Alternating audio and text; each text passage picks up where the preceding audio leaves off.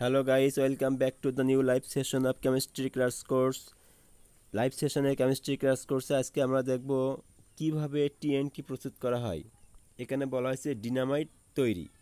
Dynamite কিন্তু আসলে dynamite তৈরিতে সাধারণত টিএনটি ব্যবহার করা হয়। তো ডিনামাইট তৈরির প্রধান কাঁচামাল হচ্ছে TNT.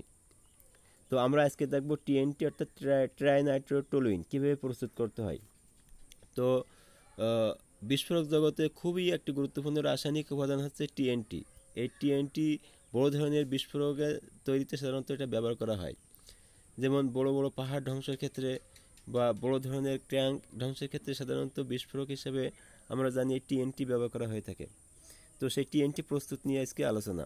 Please subscribe this channel, hit the bell button below and share this video with your friends as well, they can also watch this video.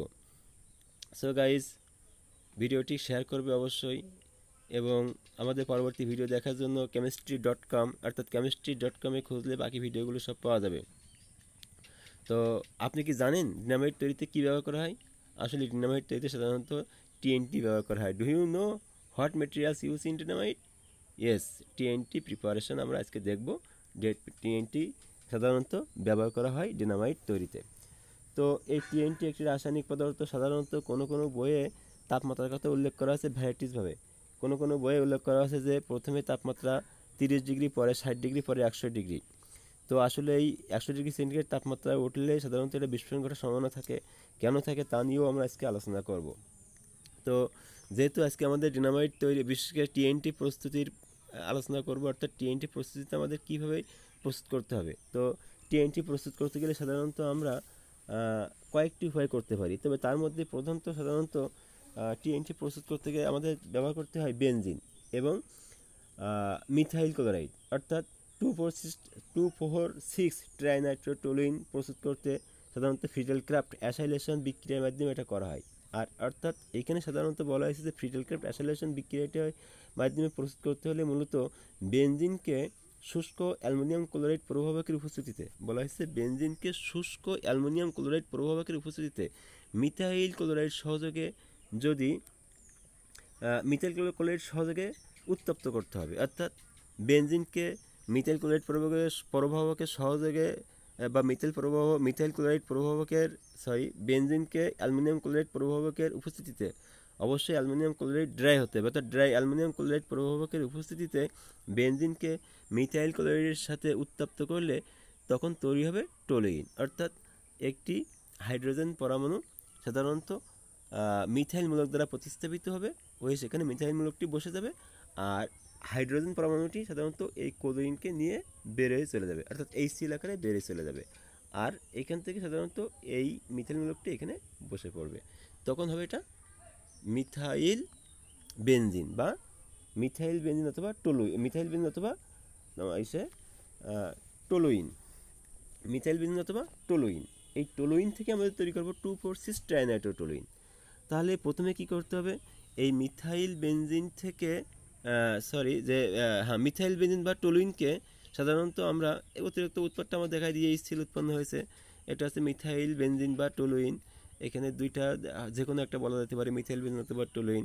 তা টিএনটি প্রস্তুতি করলে মিথাইল বেনজিনটাই আগে লাগবে, অর্থাৎ মিথাইল বেনজিনকে সালফিউরিক অ্যাসিড, গাঢ় সালফিউরিক অ্যাসিড, গাঢ় nitric acid সহযোগে 30 degree centigrade তাপমাত্রায় উত্তপ্ত করতে হবে।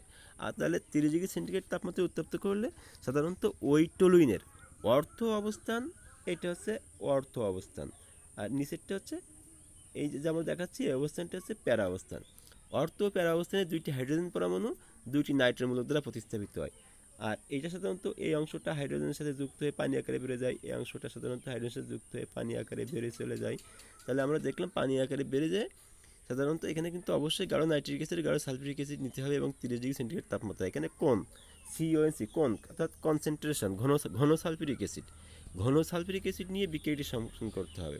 তাহলে আমরা দেখলাম কীভাবে যৌগটি ভেঙে যায় এবং দুটি উপায় তৈরি করে। এখানে নাইট্রোমূলকটি প্রবেশ করলো, দেখাই দিয়ে আছে কোথায় প্রবেশ করছে, দুই জায়গায় প্রবেশ করে দুটি যৌগ তৈরি করবে, একটা হচ্ছে অর্থোনাইট্রোটলুইন আর একটা তৈরি করবে প্যারানাইট্রোটলুইন। অর্থোনাইট্রোটলুইন এবং প্যারানাইট্রোটলুইন এই দুটি টলুইন থেকেই আমাদের তৈরি করতে হবে 2,4,6 ট্রাইনাইট্রোটoluene। তাহলে আমরা দেখলাম যে অর্থোনাইট্রোটoluene তৈরি হয়ে গেল, আর নিচেরটা হলো পরেরটা হলো প্যারানাইট্রোটoluene। অর্থোনাইট্রোটoluene এবং প্যারানাইট্রোটoluene, এই অর্থোনাইট্রোটoluene এবং প্যারানাইট্রোটolueneকে যদি পুনরায় 60 ডিগ্রি সেন্টিগ্রেড তাপমাত্রায় উত্তপ্ত করা হয়, অর্থোনাইট্রোটoluene এবং প্যারানাইট্রোটolueneকে প্রথমে 60 ডিগ্রি সেন্টিগ্রেড তাপমাত্রায় যদি উত্তপ্ত করি আমরা, তাহলে 60 ডিগ্রি সেন্টিগ্রেড তাপমাত্রায় উত্তপ্ত করলে এটাই পরিণত হবে অর্থোপ্যারা ডাইনাইট্রোটoluene। যেমন আমরা এখানে দেখলাম গাঢ় নাইট্রিক অ্যাসিড বা ঘন কোন এবং গাঢ় সালফিউরিক অ্যাসিড কোন, গাঢ় নাইট্রিক অ্যাসিড গাঢ় সালফিউরিক অ্যাসিড সহযোগে অর্থোনাইট্রোটoluene এবং প্যারানাইট্রোটoluene এই দুইটা যদি বিক্রিয়া করা হয়, যেখানে একটা অ্যারো চিহ্ন কিন্তু অবশ্যই আছে, এখানে একটা অ্যারো চিহ্ন অবশ্যই আছে, তো ব্যবহার করলে সাধারণত অর্থোপ্যারা ডাইনাইট্রোটoluene তৈরি হয়, অর্থাৎ 2,4 ডাইনাইট্রোটoluene তৈরি হয়ে গেল। এই 2,4 ডাইনাইট্রোটoluene থেকে আমাদের তৈরি করতে হবে TNT, 2,4 ডাইনাইট্রোটoluene। খেয়াল রাখতে হবে যে 2,4 ডাইনাইট্রোটoluene থেকে আমাদের তৈরি হবে সাধারণত 2,4 ডাইনাইট্রোটoluene থেকে আমাদের তৈরি হবে TNT। এখন এই 2,4 ডাইনাইট্রোটolueneকে পুনরায়, এখানে খেয়াল রাখতে হবে 2,4 ডাইনাইট্রোটolueneকে পুনরায় যদি আবার 60 ডিগ্রি সেন্টিগ্রেড তাপমাত্রায় উত্তপ্ত করা হয়, কীভাবে? গাঢ় নাইট্রিক অ্যাসিড গাঢ় সালফিউরিক অ্যাসিডের উপস্থিতিতে, যেটা আমরা দেখলাম যে এখানে যেমন এখানে দেখা আছে যে অর্থ অবস্থানে অর্থাৎ 6 নম্বর অবস্থানে এখানে একটা পানি আর এই দুটো বেড়ে চলে যাবে। এখানে যেটা দেখাচ্ছি গোল করে হাইড্রোক্সিলমূলক আর হাইড্রোজেন এই দুটি একসঙ্গে বের হয়ে চলে যাবে পানি আকারে। তখন এখানে একটা হাত 6 নম্বর আসনে একটা হাত খালি হবে, তখন নাইট্রোমূলকটি সেখানে প্রবেশ করে, অর্থাৎ এটা হতে হবে কিন্তু গাঢ় নাইট্রিক অ্যাসিড গাঢ় সালফিউরিক। এটা আমরা দেখাচ্ছি কীভাবে এটা যাবে, ভেঙে যাবে, এটা ভেঙে চলে যাচ্ছে, OH মূলক সহ হাইড্রোজেনটি বেড়ে চলে যাচ্ছে, আর নাইট্রোজেন মূলকটা ওখানে প্রবেশ করবে, ফলে OH আর H মিলে একটা পানি তৈরি হয়ে গেল, বাকিটা আসলো দুটো মিলে, যেহেতু এখানে একটা হাত ফাঁকা, সেই ফাঁকাতে একটা নাইট্রোজেন মূলক প্রবেশ করবে, ফলে 2,4,6, এটা হলো 2,4,6 ট্রাইনাইট্রোটoluene। এটাই ছিল হচ্ছে ট্রাইনাইট্রোটoluene। তাহলে এখানে দেখলাম যে 60 ডিগ্রি সেন্টিগ্রেড তাপমাত্রায় উত্তপ্ত করতে হবে। আবার কোনো বইয়ে ইন্টারমিডিয়েট লেভেলে কোনো বইয়ে বলা হয়েছে যে 100 ডিগ্রি সেন্টিগ্রেড তাপমাত্রায় উত্তপ্ত করতে হবে। তবে 100 ডিগ্রি সেন্টিগ্রেড তাপমাত্রায় উত্তপ্ত করা যাবে না। কেন যাবে না? কারণ এখানে কতগুলো কারণ আছে। যে 100 ডিগ্রি সেন্টিগ্রেড তাপমাত্রা যদি উত্তপ্ত করা হয়, তাহলে এখানে বড় ধরনের বিস্ফোরণ ঘটতে পারে। কারণ যখন আমরা TNT-কে 100 ডিগ্রি সেন্টিগ্রেড তাপমাত্রা উত্তপ্ত করবো, অর্থাৎ বেশি তাপমাত্রা উত্তপ্ত করবো, তখন এইখানে একটা কথা বলা হয় যে 60 ডিগ্রি সেন্টিগ্রেড তাপমাত্রা উপরে যে নেওয়া হবে, তখন TNT বিস্ফোরণ ঘটবে। কেন ঘটবে? অণুতে অক্সিজেন পরমাণুর সংখ্যা কিন্তু অধিক পরিমাণে বা অধিক পরিমাণে অক্সিজেন পরমাণু থাকার কারণে 60 ডিগ্রি সেন্টিগ্রেড তাপমাত্রার উপরে যেই নেওয়া হবে, তখন ওদের ভিতরে একটা দহন ঘটবে। ফলে এই দহনের ফলে ওদের ভিতরে প্রচুর পরিমাণে গ্যাসীয় পদার্থ উৎপন্ন ঘটবে, এবং এই যে গ্যাসীয় পদার্থ উৎপন্ন হচ্ছে, এই গ্যাসীয় পদার্থ উৎপন্ন হওয়ার সময় এদের মধ্যে একটা চাপের সৃষ্টি হবে, ফলে এই চাপের কারণে এটা বড় ধরনের বিস্ফোরণ বা তীব্র আকারে একটা বিস্ফোরণ ঘটতে পারে।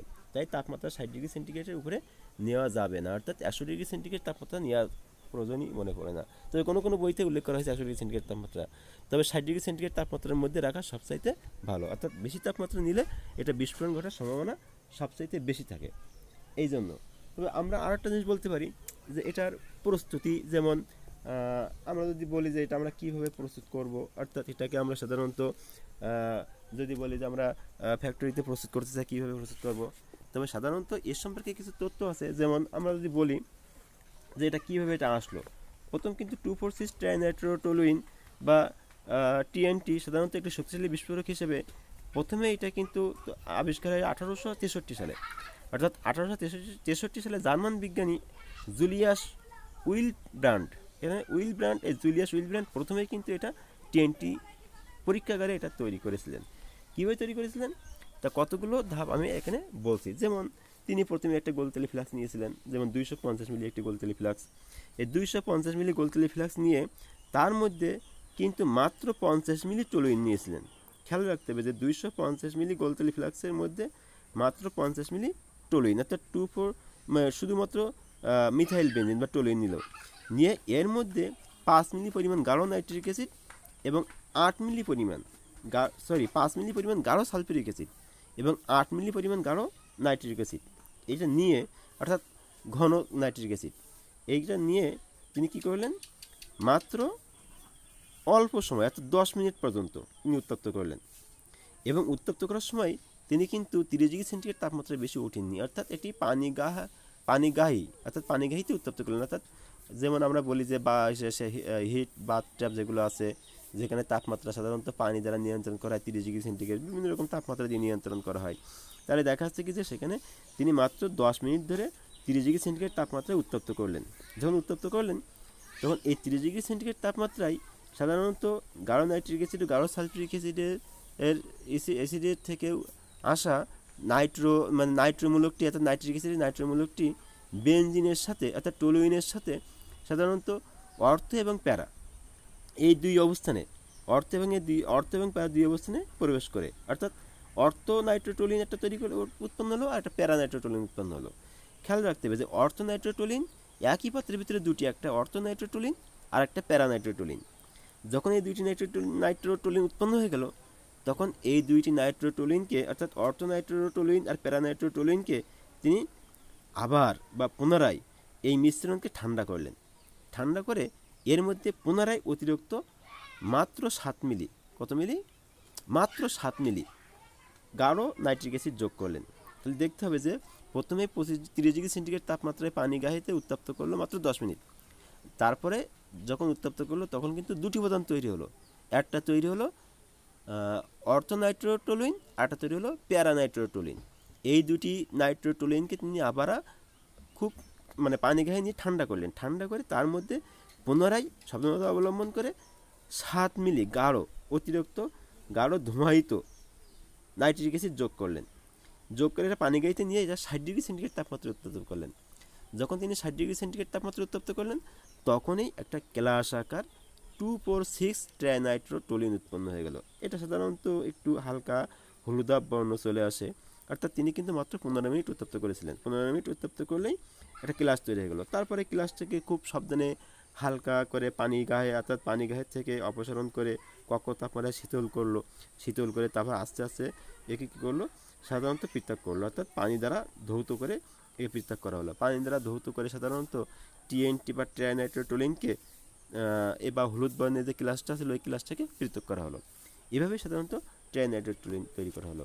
কিন্তু যেটা বলছিলাম এই জিনিসটা খেয়াল রাখতে হবে যে যদি তাপমাত্রা বৃদ্ধি করা হয় তাহলে ট্রাইনাইট্রোটলুয়েনে অধিক পরিমাণ অক্সিজেন থাকায় সেই অক্সিজেনের মধ্যে কী হয়, অতিরিক্ত পরিমাণ দহন ঘটবে। সেই দহন ঘটার কারণে অতিরিক্ত পরিমাণ গ্যাস উৎপন্ন হবে এবং যে গ্যাসটা উৎপন্ন হবে সেই গ্যাসটা তার মধ্যে একটা চাপ সৃষ্টি করবে এবং এখানে এই তীব্র চাপের কারণে একটা বিস্ফোরণ ঘটতে পারে। সো গাইস, আমরা দেখলাম যে আসলে TNT সম্পর্কে জানলাম যে TNT কি, এটা TNT কীভাবে কাজ করে। আর TNTতে মূলত সাধারণত বিস্ফোরক হিসেবে ব্যবহার করা হয়। TNT সম্পর্কে আমরা আরও কিছু তথ্য দেখব, যেমন ট্রাইনাইট্রোটলুয়েন কীভাবে ব্যবহৃত হয় দেখবো। সেরকম সেগুলো আমরা দেখবো যে কোথায় কোথায় ব্যবহার করা হয়। যেমন 1 নম্বরে আছে বিস্ফোরক, যেমন ট্রাইনাইট্রোটলুয়েন ব্যবহৃত হয়। বিস্ফোরক তৈরিতে 2,4,6 ট্রাইনাইট্রোটলুয়েন ব্যবহার করা হয়। বিস্ফোরক 2 ডিনামাইট, অর্থাৎ আমরা যে বলি ডিনামাইট, যে পাহাড় ধ্বংস করতে ডিনামাইট ব্যবহার করা হয়, সেই ডিনামাইটের প্রধান কাঁচামাল কিন্তু এই TNT বা 2,4,6 ট্রাইনাইট্রোটলুয়েন এবং এর সাথে অবশ্যই অন্যান্য রাসায়নিক উপাদান ব্যবহার করা হয়। তবে ডিনামাইট তৈরির প্রধান কাঁচামাল হচ্ছে TNT। তাহলে দেখলাম কি যে পদার্থের সহযোগী হিসেবে কিন্তু ট্রাইনাইট্রোটলুয়েন ব্যবহার করা হচ্ছে। 3 নম্বর পয়েন্ট আছে কি যে বিভিন্ন জৈব পদার্থ সংশ্লেষণে ট্রাইনাইট্রোটলুয়েন ব্যবহার করা হয়। জৈব পদার্থ, বিশেষ করে অনেক জৈব পদার্থ আছে, সেই জৈব পদার্থগুলো সংশ্লেষণ করতে গেলে কিন্তু এটা ব্যবহার করা হয়। যেমন 4 নম্বর আছে যে ট্রাইনাইট্রোটলুয়েন একটি মারাত্মক বিষাক্তক রাসায়নিক উপাদান, অর্থাৎ এটা বিষাক্তক পদার্থ। তো আমরা দেখলাম সো গাইস যে TNT বা 2,4,6 ট্রাইনাইট্রোটলুয়েন বা নাইট্রোটলুয়েন এটা কিন্তু খুবই একটি বিষাক্তক পদার্থ এবং একটা অতি প্রয়োজনীয় রাসায়নিক উপাদান যা বিস্ফোরক তৈরিতে ব্যবহার করা হয় এবং এর আরও অনেক ব্যবহার রয়েছে, শুধুমাত্র এখানে প্রয়োজনীয় কিছু ব্যবহার তুলে ধরা হয়েছে। তো আমরা গ্লিসারিন TNT সম্পর্কে জানলাম এবং TNTর ব্যবহার সম্পর্কেও আমরা জানলাম। তবে এটা খেয়াল রাখতে হবে যে TNT কিন্তু মূলত ডিনামাইট তৈরির মূল কাঁচামাল।